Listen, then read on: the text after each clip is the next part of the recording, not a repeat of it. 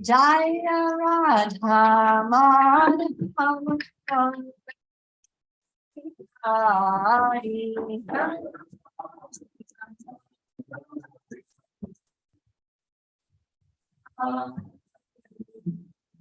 Gopidana Girivaradha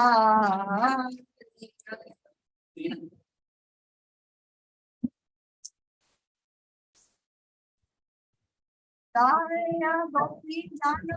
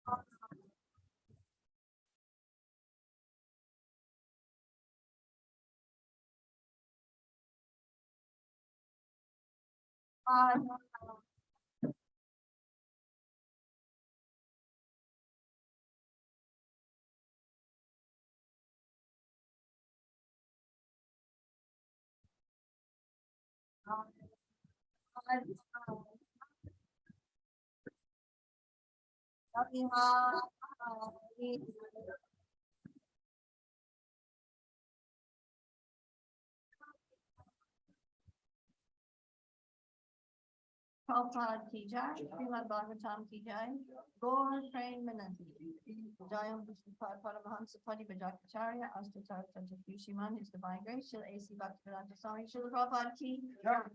Hare Krishna. So we're reading from the 11th canto, which as you probably noticed, is very philosophically dense. It's not like light reading for the summer. Heavy duty, philosophically dense. In fact, the acharyas, they call this 11th canto the backward glance.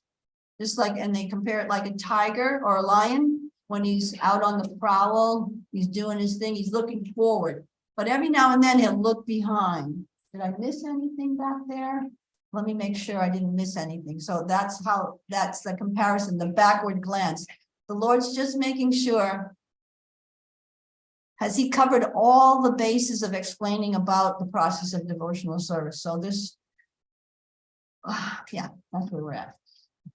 Om Namo Bhagavate Vasudevaya. Om Namo Bhagavate Vasudevaya.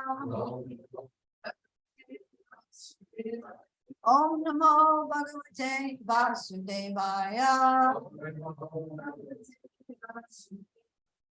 Narayanam Namaskritya Naram Chaiva Narottamam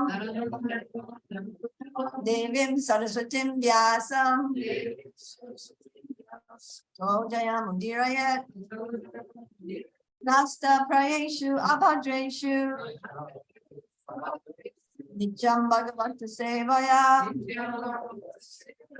Bhagavati Uttama Shloke Bhaktir Bhavati Naishtaki. Let's say the translation together before reciting the Srimad Bhagavatam, which is our conference. One should offer respectful obeisances unto the first bounty of God in Narayan, unto Narayan Rishi, the supermost human being, unto Mount Saraswati, the goddess of learning, and Srila Vyasadeva, the author, and Srila Prabhupada, the translator and commentator. by regular attendance in classes on the Bhagavatam and by regular service unto your devotees. All of this promise to the heart is almost completely destroyed, and loving service unto the personality of Godhead, who is praised with transcendental songs, is established as an inevitable fact. So, am I supposed to read the chapter summary, or can we just do the verses? My choice, good. So we're going to skip the chapter summary just for today. And we're covering verses 1 to 13. So, excuse me? We'll do the Sanskrit. We'll do the 13th verse at the end when we get there. Okay, Sanskrit for that one. Okay, so can you remember anything from the 10th chapter? This is the 11th. No, this is 10th chapter. Can you remember anything from the 9th chapter, your previous verses, your previous classes? I'll give you a hint. The 9th chapter is called Material Engagement, so detachment from all that is material. The wasp. Yeah, what about the wasp?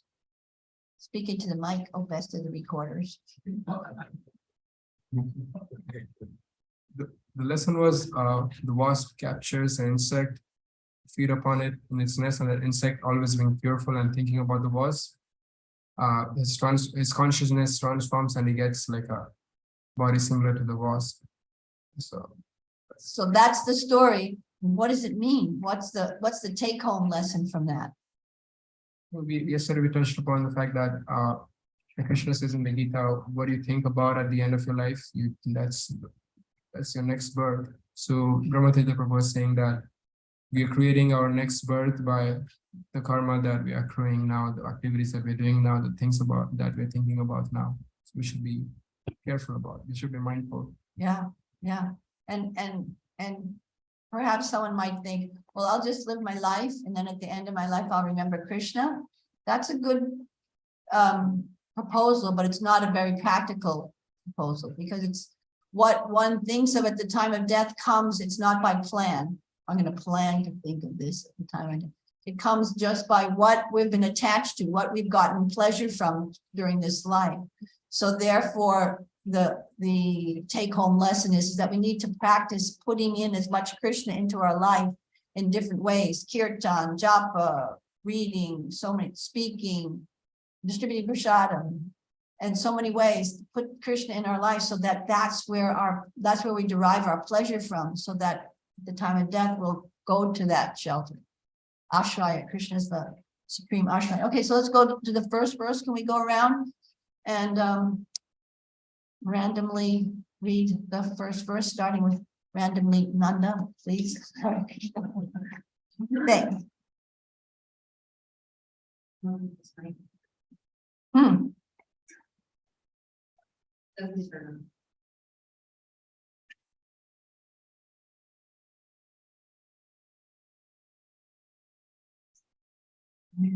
No, hold on. Read it to chapter 10.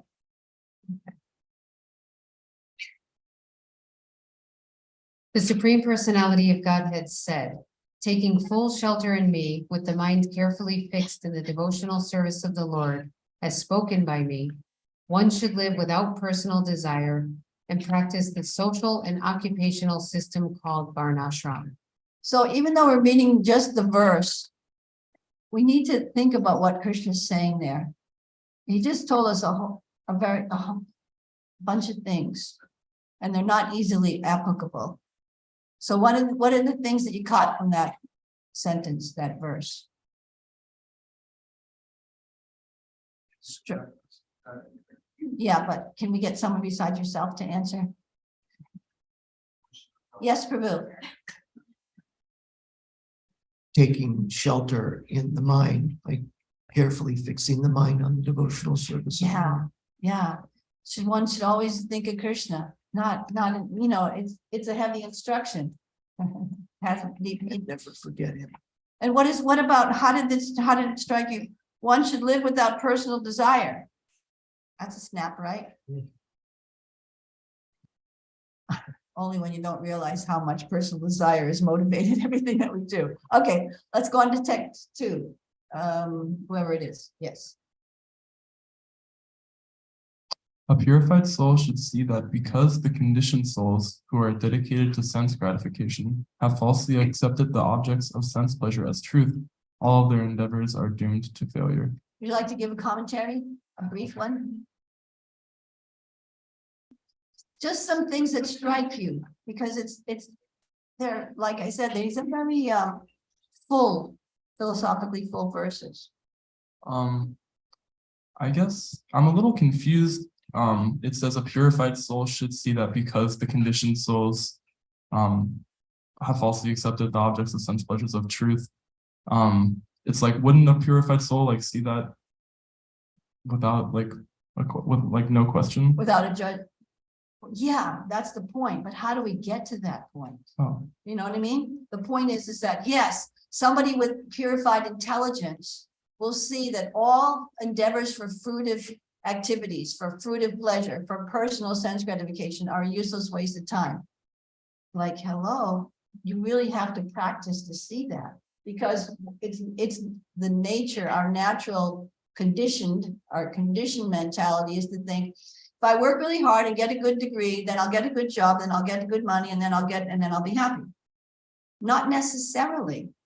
In fact, it's highly improbable. Okay, so say you think, okay, so I won't waste my time going to school. I'll just, live and do this and endeavor for things that I want to do, and then I'll be happy. The perfect relationship. Will I be happy? No, because why? Every endeavor in material existence has a beginning and has an end. And even if it's perfectly wonderful, which it's highly unlikely that it's not going to be that way, but even if it was perfectly wonderful, it's going to end, and then we're going to be disappointed. And what to speak of what our experience, even in our 20 or 30 years of life, some of us a little longer, we've experienced that all the endeavors that I've had for a personal relation, even with my mother and my father, my sisters, what to speak of when I go to my friends, what to speak of when I went to relations with husband, wife, children, all of them had certain pleasures, but they also had a lot of frustrations. And anyone that experienced an abrupt ending to a relationship definitely experiences a lot of anxiety and pain, and that stays in the heart and the mind for a long time. So a purified soul, what's he seeing? He's seeing everybody running around trying to be happy for nothing, because it's not real happiness. It's not everlasting happiness. It's not happiness that touches the soul. Okay, next verse, next person, please.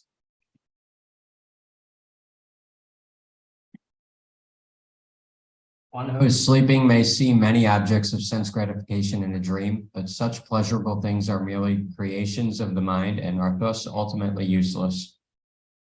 Similarly, the living entity who is asleep to spiritual identity also sees many sense objects. For these innumerable objects of temporary gratification are creations of the Lord's illusory potency and have no permanent existence. One who meditates upon them, impelled by the senses, uselessly engages his intelligence. And your commentary, please. I don't have one. Anybody want to help with a little bit of a commentary or anything that struck you or points? Okay, I'll say something. Okay. The very first 3 verses of Srimad Bhagavatam. So what we're getting here, okay, we're in the 11th canto already. We've gone all the way. The very first 3 verses of the Bhagavatam are giving us this basic information that's being said right here.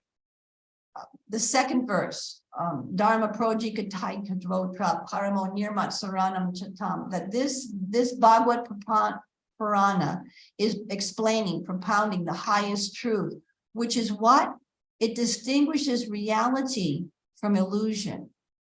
And distinguishing reality from illusion for the welfare of all, that's what's going to bring one happiness. So what's the distinction? Do we know what the basic distinction of what's reality and what's illusion is? Because we all might have certain ideas what we think is reality.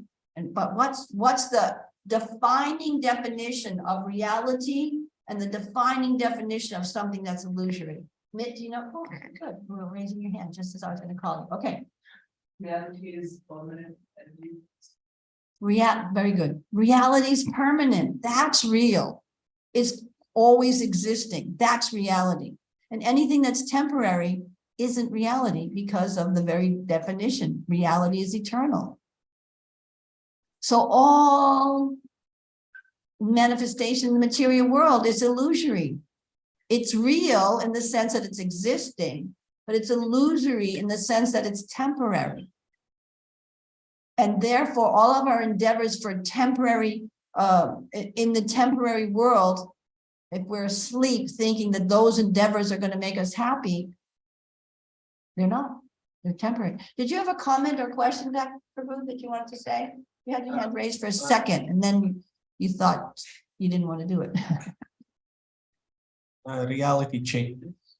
Reality, it can, there's variety. We'll put it this way. Yes, there's variety. It's not that reality isn't just a white light. There's variety of experience in reality, but it doesn't change in the sense that it's eternal, it's full of bliss and full of knowledge. So those basic concepts are there in reality, but there's variety of activities and expressions and relationships. Does that help? You still look a little unsatisfied with that answer.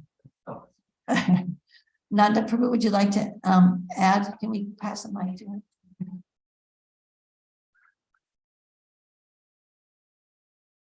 Thinking anything is separate from Krishna.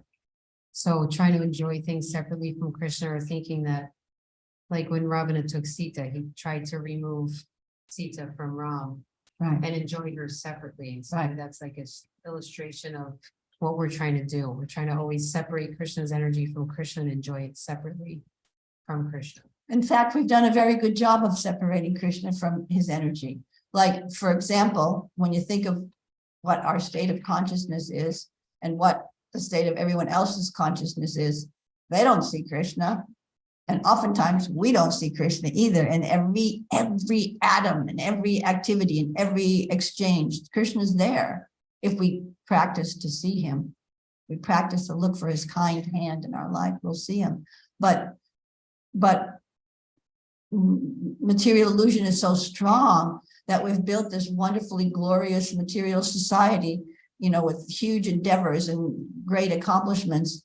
And we think it's our endeavor and it's our accomplishment and it's our, we even think it's our ingredients to use. It's all Krishna's. Prabhu, did you want to add something? Well, I'm sorry, but you know, I don't know your name and I'm probably going to forget it in 2 seconds, but you could tell me. Rasika Shiromani. Wow. Haribol, Rasika Shiromani Prabhu. Yes. So I was just thinking of the verse in the Bhagavad Gita where the Lord says, anything that you perceive as separate from me is my illusory energy. Yeah, exactly. So all is actually connected with him and from him and reveals him, but Yeah. anything, our perception. So then the question would be, here's a question. If it's all this illusory energy, why is it? Then why even have it? Why not just have all spiritual energy that's, you know, why does he have to facilitate? Why are we in illusion? Anyone want to put a stamp on that one? Why is it? Why isn't it a trap? Is he like unfair? He put us in illusion. It's all his fault. Yes, dear. Because we wanted to feel what it was like to be separate. Krishna. Yeah. So when yes, correct. We wanted to be separated from Krishna. We wanted to try to be the center, the enjoyer. And because of our desire, Krishna very kindly fulfilled our desire. That's how kind he is. He's not forcing us to love him. He's not forcing us, everybody be like this, or else you go to hell forever.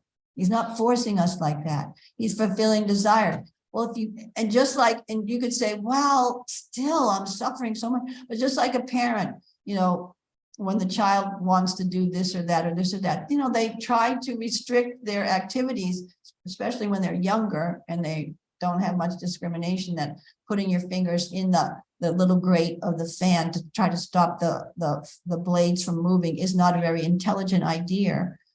But so they'll try to restrict his movement, but if he insists on this and that and this and that, they say, well, as he gets older, well, it's your choice. Do this, you'll be happier. Follow the laws, you'll be happier. And if you decide you're going to try to steal cars or do this or do that, well, then you're going to get the results of that. That's your choice, and you're going to get the results of that. So Krishna's saying, well, there's no real happiness aside from serving me. But if you want to try, okay, here, try in this little material existence for a while. And it actually is a very short time. All these billions of years that we've been going through things. It is a very short time in the span of eternity. But all of that a practice of seeing. More comments or questions? Yes. Just adding on, you said whether it's fair or not, that is a way of like inducing fairness to it by not having it be a permanent existence. Like we aren't permanently cast into a hell just because we wanted to. We're not being punished for that. It's just being non-permanent. We do get an opportunity to leave. Yeah, that's the thing, that it is fair and it all works out in the long run. It's just a question of how long we want it to work, or how quickly we want to get out, or how determined we are to get out, or how much we actually understand what it means to get out. And there's all different levels of information that the Lord provides for the living entities in all different species of life and all different civilizations. And he provides different levels of information, and that's why when it boils down to how fortunate we are that we've come across Srimad Bhagavatam, which is explaining, again, in the first 3 verses of the Bhagavatam, it's distinguishing reality from illusion for the benefit of everybody. And not many things are for the benefit of everybody. You know, even doing charity, doing this, good works, that it benefits a few people, but not everybody. You know, anyway. Better get going because we're supposed to go through. Okay, text number 4. Can someone read, please? Thank you. One who is fixed on me within his mind as the goal of life should give up activities based on sense gratification and should instead execute work governed by the regulative principles for advancement. When, however, one is fully engaged in searching out the ultimate truth of the soul, one should not accept the scriptural injunctions governing fruitive activities.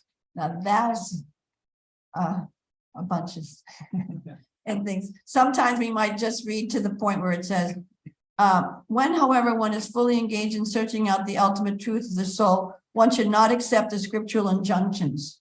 Yay! Oh, I'm supposed to read the more. Oh, governing fruitive activities, so that, you know, puts the fence around it there. Okay, we'll just continue on. There's a lot there, but Haribo. Number 5. One who has accepted me as the supreme goal of life should strictly observe the scriptural injunctions forbidding sinful activities, and, as far as possible, should execute the injunctions prescribing minor regulative duties such as cleanliness. Ultimately, however, one should approach a bona fide spiritual master who is in full knowledge of me as I am, who is peaceful, and who by spiritual elevation is not different from me. So thank you. So Krishna's honing in on the point that he wants to make here. Continue on, please.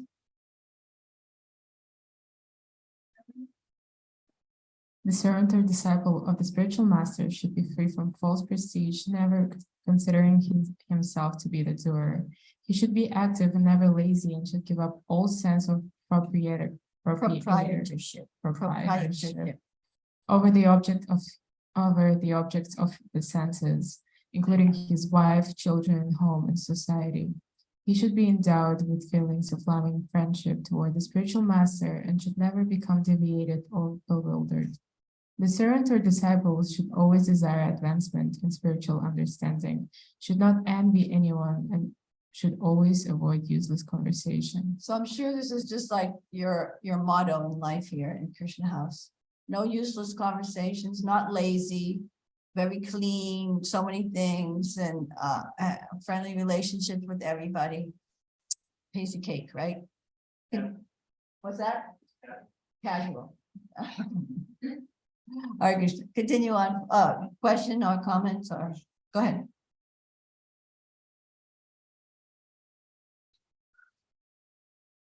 This point of we should be endowed with feelings of loving friendship towards the spiritual master. Hmm. We understand towards each other, but Interesting, yeah, it also caught my attention. I'm sure there's what Krishna's talking about, what he's explaining, what the Lord's explaining in all of these verses so far is the ultimate of the ultimate, the highest level. So even for us to come, we need to aspire to that higher level. In the meantime, there's a recommendation that we have a service attitude towards the spiritual master. Cultivating awe and reverence is also quite appropriate for our beginning stages of a relationship to our spiritual master. But as one advances and one's understanding becomes purified and more complete, then there's that relationship is there. But it doesn't mean a casual friend relationship. It means a, you know, a very respectful, but actually a feeling of indebtedness, you know, that can never, that debt that can never be repaid to the spiritual master. So he's talking up on this level, and we have to aspire to get up there by following the prescribed method. So thanks. Was there another question or comment? Yes, please. Say that it has to do with rasa, that rasa gets developed eventually. And rasa is that relationship. Yes. Okay. Text number 7.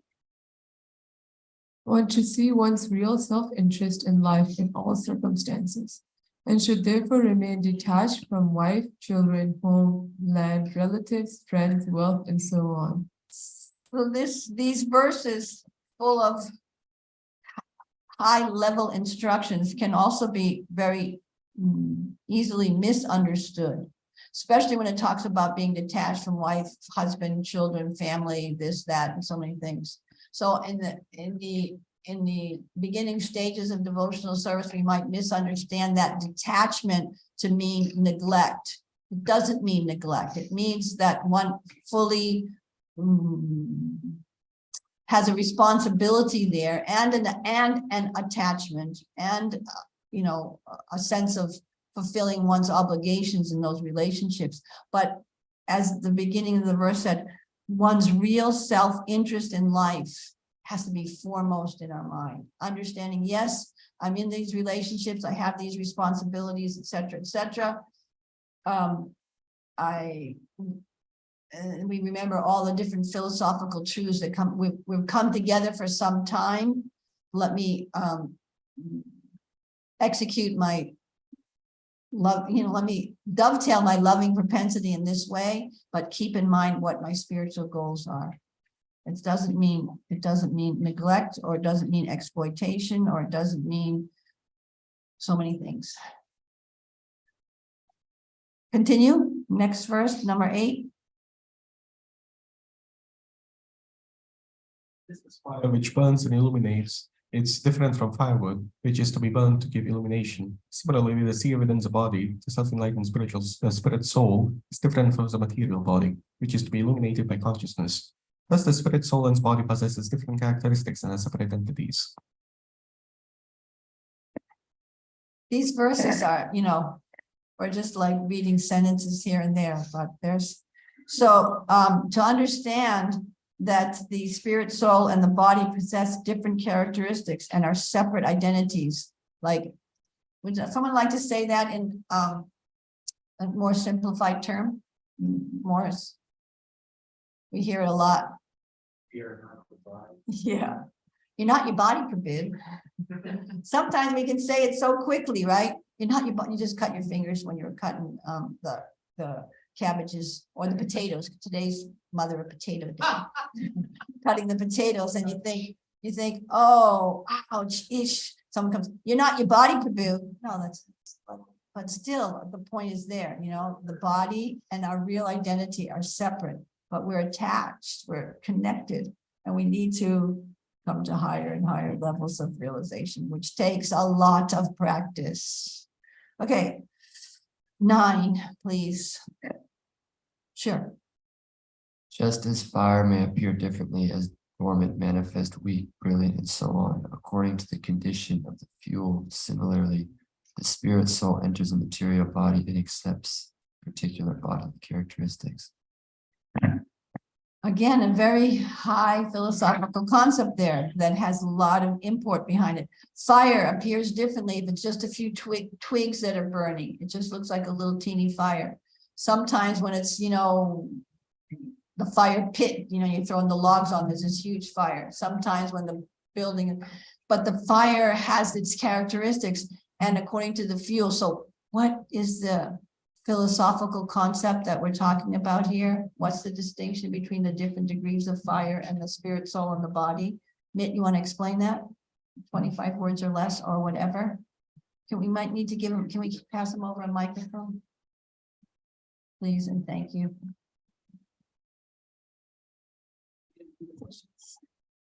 So here, I'm going to just read the verse again, and I want you to tell me what the gist of it is.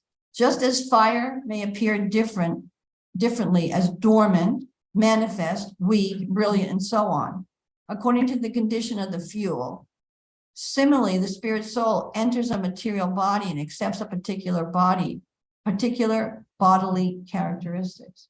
So is the soul, are there different souls? Some that are strong souls, is that what it's saying? Some that are weaker souls, is that what it's saying?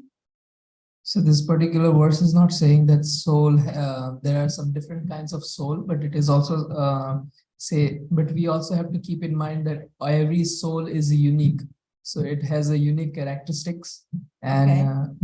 but this particular verse is emphasizing on that it takes a particular body and it exhibits a different features and different characteristics based on that body, because it has accepted that body, and that is also based on karma.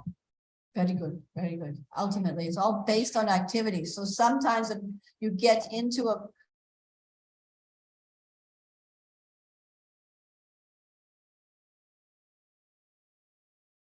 demoniac person, but ultimately the spirit soul is the same. And according to the body that they've taken on, according to the activities that they've rendered, they get a body that has a particular characteristic.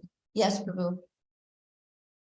We also know that different bodies have different abilities to express consciousness. So maybe it's referring to that. Of course, in the human body, the soul through consciousness can be expressed most fully. Right, very good. That's what it's referring to. It's if the fire looks, if it's dormant, there's fire there. So the tree also has a spirit soul inside. But he's not able to, because of the body that he's in, he's not able to express himself very much. But it's so interesting because our conditioned vision is to look at people and judge them by the body, by their activities, by their intelligence, by their this or their power to manipulate things. But ultimately, the spirit soul is eternal, purely eternal, blissful, and joyful in Krishna's service, ultimately. Even Kamsa or Hiranyakashipu or name anybody. Yes, Prabhu. Prabhupada lit the fire. Thanks. And he keeps it going. And we get to, and then that fire example, there's different varieties of it too, where he says, keep yourself in the fire of Krishna consciousness. So he lit the fire. So the association of devotees is also that fire, also the fire of purification. So sometimes, not very often, I'm sure, there might be misunderstandings between association, close association and this and that. There might be different personalities that are more appealing to you and I and less appealing to this one and that one. So that's there, but that's not the main issue. The main issue is that we stay in the fire of Krishna consciousness. We stay in the process of purification to get that temporary material contamination cleansed off. Okay, we're just zooming along. We're on text 10 now. Yes, go right ahead. The subtle and gross material bodies are created by the material modes of nature which expand from the potency of the Supreme Personality of Godhead. Material existence occurs when the living entity falsely accepts the qualities of the gross and subtle bodies as being his own factual nature. This illusory state, however, can be destroyed by real knowledge. And that's what Srila Prabhupada's giving us, that knowledge to destroy that illusory conception. Over here, any more continuation of reading? 11. Therefore, by the cultivation of knowledge, one should approach the Supreme Personality of Godhead situated within oneself. By understanding the Lord's pure transcendental existence, one should gradually give up the false vision of the material world as independent reality. Independent reality, the false vision that the material world is independently existing and it has no relationship with the Lord, and we can just do whatever we want and there's no repercussions. That's it. That's illusion. That there's no independent reality for anything. Everything, Krishna says again in those seed verses of the Bhagavatam, that nothing exists outside of me. And anything that you might think is reality that is not in relations with me is actually illusion. It's all his. We're the ones that have got the amnesia. We're the ones, and that we need to, gradually come out of our state of total forgetfulness. Okay, text 12. You can.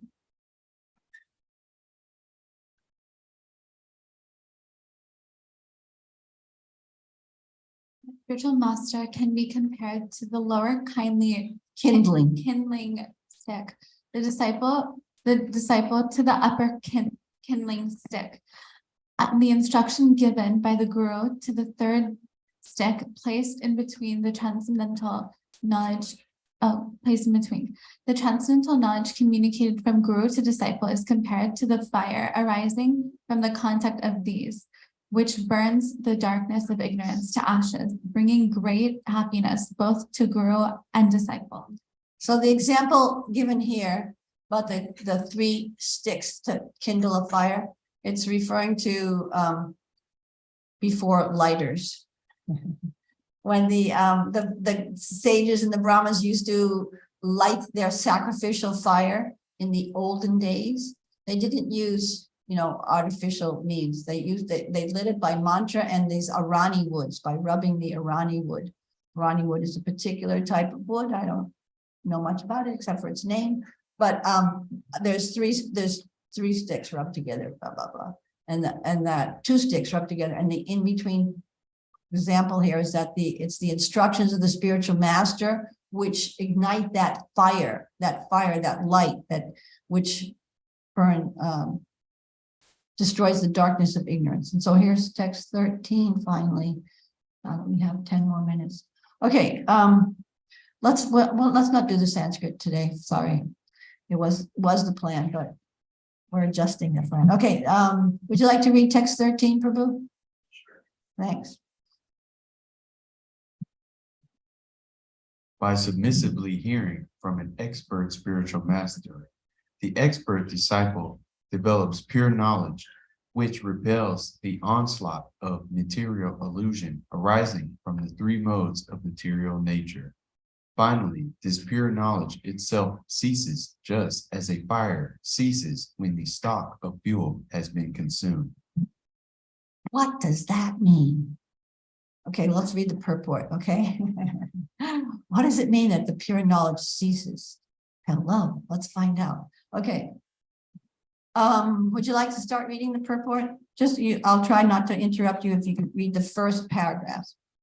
The Sanskrit word Vaisharadi means that which is derived from the expert, Visharada. Perfect transcendental knowledge comes from the expert spiritual master, and when such knowledge is heard by the expert disciple, it curbs the waves of material illusion. Since the Lord's illusory energy acts eternally within the material world, there is no possibility of destroying illusion. You want to read that sentence one more time? That one? Since nice and loud, a little louder, if that's possible. Since the Lord's illusory energy acts eternally within the material world, There is no possibility of destroying illusion. One may, however, destroy the presence of illusion within one's own heart. To accomplish this, the disciple must become expert in pleasing the expert spiritual master. As one advances to the perfectional stage of Krishna consciousness, experiencing the presence of the Lord everywhere, one's attention shifts to the transcendental platform. At that time, pure knowledge itself, one's constant technical awareness of illusion, diminishes, just as fire diminishes and is extinguished after consuming its stock of fuel. Can you read that sentence again too, please? Maybe we'll do. At that time. Can you go up? At that time, pure knowledge itself, one's constant technical awareness of illusion, diminishes, just as fire diminishes and is extinguished after consuming its stock of fuel. Okay, so we'll get to that sentence in a minute, because that's explaining the gist of that confusion in the verse. Mhm. The Srila Prabhupada's explaining here that the essential ingredient to wake up from our illusory darkness that we're in is contact with the perfect spiritual master. So coming in contact with pure knowledge. So that also is a gradual process also. There's all different levels of states of purity. There's different processes for self-realization. There's different levels of information about the Lord. So as one gradually comes in contact with different levels of information about the Lord and follows that information, follows those instructions, then gradually more and more is revealed to them until finally one comes to the highest level of understanding the Lord in its clearly defined or explained form and pastimes and energies that's giving that the Srimad Bhagavatam is explaining. So Srila Prabhupada says in the earlier cantos that it might not be easy to understand how that by pleasing the spiritual master, one makes progress. So it might not be easy to understand that in a analytical way, but he said it happens. So just accept that it happens by pleasing the spiritual master. When the spiritual master is pleased, because these potencies of the Lord, like there's a verse in the Bhagavatam, Parasya Shakta, in the Vedas, Parasya Shakta Vividhaya Shruyate, that the Lord has unlimited potencies. He has unlimited potencies, but sometimes they can characterize them into three major broad categories, three broad categories. So he has a potency of a knowledge potency, and that knowledge potency, the pure spiritual master is in touch with that Ladini, Samvit, Shakti potency. Those are different terms for that knowledge potency. And Nectar of Devotion explains that the spiritual master can inject that knowledge into the heart of the living entity through his sound, through his words. Because he's purified and realized and elevated in transcendental knowledge, by his speaking, by his presence, by service to him or her, to them, that one can receive that transcendental potency in the heart. So it's injected. Injection, you think of an injection, it's not something that you actually do voluntarily. You go to get an injection, your COVID vaccine, that you got the COVID vaccine in your hand and you want it in your body. It has to be injected, through the syringe into the veins, et cetera, et cetera. So that the spiritual master or the highly elevated spiritually realized person can inject that transcendental knowledge through the sound vibration of his words into the heart of the living entity. So similarly, when he sees that the candidate or the aspiring personality is endeavoring to follow the instructions, endeavoring to, walk the talk and do the work, et cetera, then that pleasure, even whether it's even if it's not directly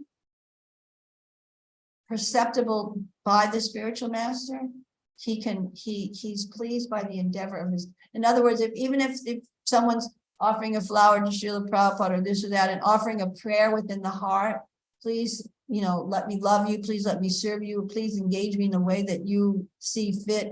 He's understanding that. He's getting that benefit, and we're getting the benefit of his pleasure by getting spiritual strength to continue. Did that come off okay? Did you understand? Yeah, okay. Questions, comments, or additions? Yes, Prabhu.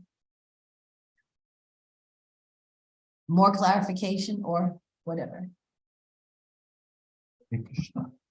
Thank you very much for the class.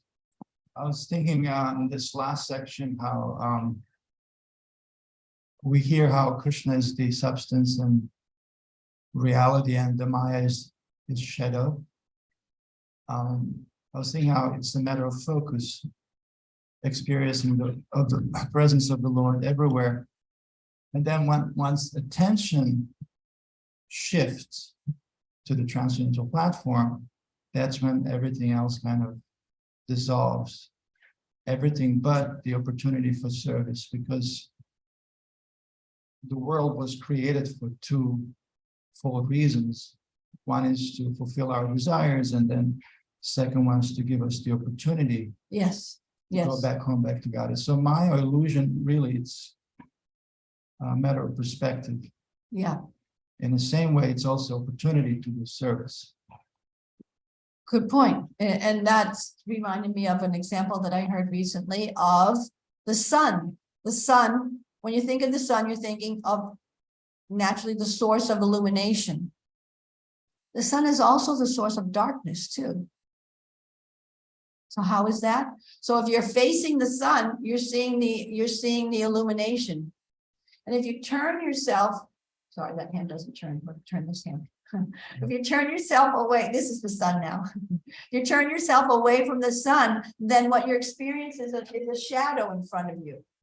So the sun is the source of that shadow, because if there was no sun there, there would be no shadow.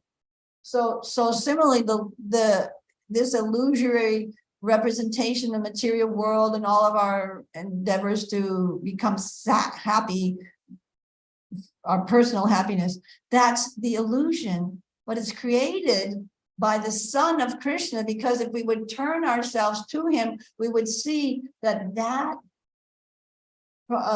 desire to be happiness is fulfilled completely by trying to serve the Lord. By serving the Lord, it's completely satisfied.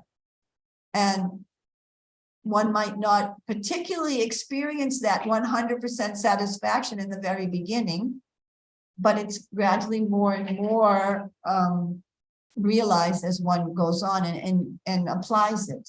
So thanks for bringing up that one point that here it says, that last sentence. At that time, pure knowledge itself, one's constant technical awareness of illusion. That's the definition here in this verse of what they're talking, pure knowledge. Pure knowledge means to be constantly aware what's eternal, what's temporary, what's the relationship, what's the relationship. That knowledge even becomes diminished because one sees more and more and more everything in relation to Krishna.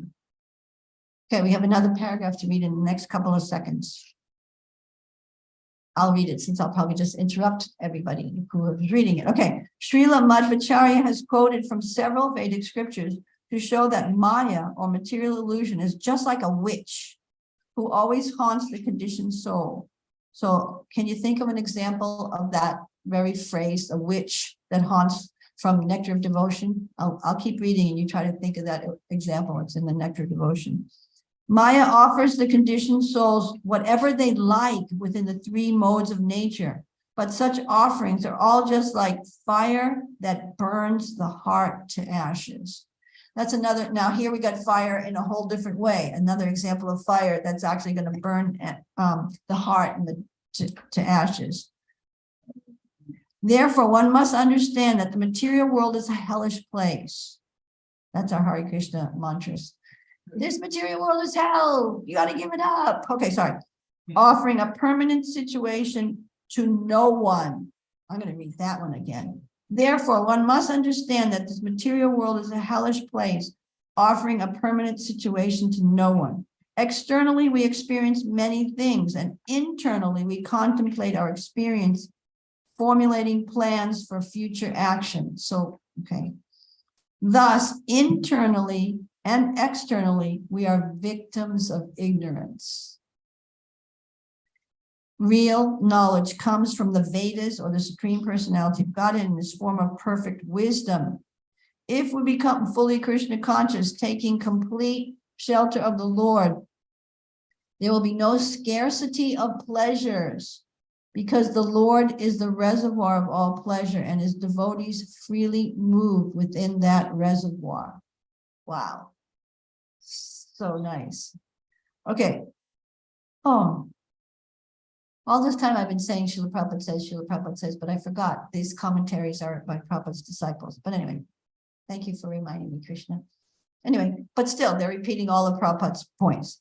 Okay, so Srila Madhvacharya, that first sentence, he's quoted that that Maya is like a witch who haunts. So in the Nectar of Devotion, did anyone think of that? Just a little talk that Prabhupada says about, says that bhukti mukti, the desire for liberation and the desire for bhukti and mukti, liberation. Yeah, material enjoyment, yeah. Thank you. Bhukti and mukti, liberation. Those are like witches that haunt. Even the desire for liberation is a self-centered desire, because I'm suffering here so much, I want to get out. Which is okay. It's a great impetus to begin, but when you analyze it even further, which obviously they're doing here with this, with their with their getting out their little microscope, and they're analyzing every single aspect of devotional service so much that even the desire for liberation is a self-centered desire, and even that has to be given up. And what is it replaced with? It's replaced with a natural desire for rendering service to the Lord. So I'm already over 5 minutes, and I can feel the late vibes coming. Any quick comments or anything? Yeah. Hare Krishna. Anyone want to give a summary? Any take-home lessons? Anything that they can take home? You're not the body.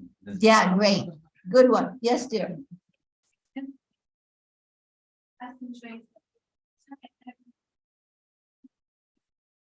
It reminded me of the analogy where like if a hen grabs an apple and tries eating the apple itself, it's very dissatisfying because the hen can't actually really eat. So when the hen brings the apple to the mouth and the mouth eats, and it goes into our digestive system, the whole body is nourished. So it's kind of like our position with Krishna. So Makes sense, doesn't it? It's such a good example, isn't it? Yeah. You know, because you think, oh yeah, just put it in the mouth and everything gets nourished. Yeah. So let's just put all of our activities to the center of Krishna, and everything will get nourished. Thank you very kindly for your attention. Hare Krishna, Jai Srila Prabhupada, Jai Nirjala Hare Krishna. Vanchikalpa Tripasya, Kripasindu Devacha, Pati Dana Pavanyo, Vaishnavevyo Namo Namaha. Srila Bhagavatam Ki Jai, Prashadam Ki Jai.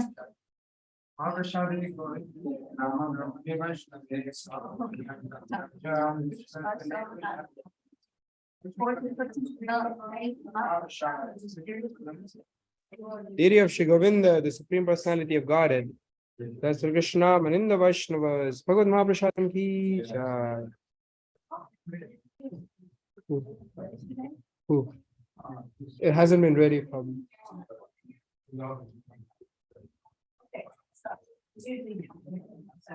Bye, Nick. Bye, Nitai. Hare Krishna. See you soon. Hey, turn Hare your. Puppy. Yeah. Hello. Where are you? Show us your face. I can't wait. Let me see. I gotta go to settings. 1 second. One second. Monday? Come on, show your face. I'm trying. Show your face. Show your face. Show your face. Yeah, Nick. Oh, we're on Facebook. I mean, we're on YouTube, I guess. We're on YouTube.